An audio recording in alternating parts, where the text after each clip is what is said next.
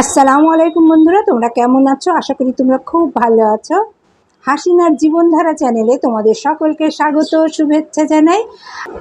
আজকে তোমাদের সামনে একটি ঈশপের গল্প পড়ে শোনাবো। গল্পের নাম সর্বদা দুয়ে দুয়ে চার হয় না।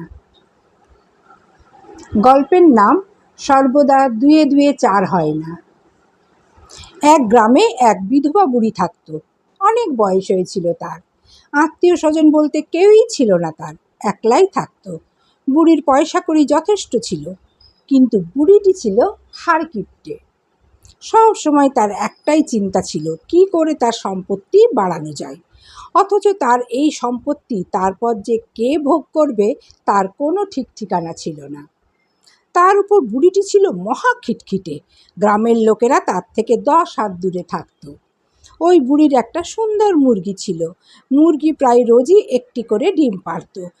বুড়ি মনে মনে ভাবত, আমি মুরগিটাকে দুমুঠো দানা খাওয়াই, তার পরিবর্তে মুরগিটি রোজ একটা করে ডিম দেয়।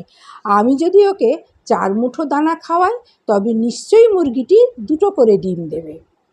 আর হবেই না বা কেন, 2 মুঠো দানায় একটা করে ডিম, তবে 4 মুঠো দানায় 2টি করে ডিম। এটা তো সোজা অঙ্কের হিসাব।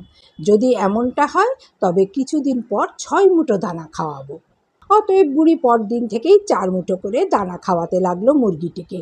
মুরগিটাও সব দানা খেয়ে ফেললো। এবার তো সেদিন রাতে আশায় আশায় বুড়ির ঘুম হলো না। পরদিন সকালে বড় আশা নিয়ে বুড়ি গেল মুরগিটির কাছে, কিন্তু গিয়ে দেখে মুরগিটি ওই একটাই ডিম পেড়েছে। বুড়ি এভাবে কয়েকদিন 4 মুঠো করে দানা খাওয়ালো, কিন্তু মুরগিটি ওই একটা করেই ডিম পাড়ত। এবার তো বুড়ি রেগে মেগে অস্থির। রেগে গিয়ে বুড়ি মুরগিটাকে গালমন্দ করে বলল, বেঈমান, 4 মুঠো করে দানা খেলি, অথচ ডিম দেবার বেলায় সেই একটাই।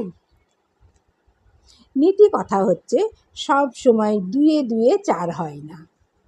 বন্ধুরা, তোমাদের যদি গল্পটা ভালো লেগে থাকে তাহলে লাইক, কমেন্ট, শেয়ার করো, পাশে থেকো।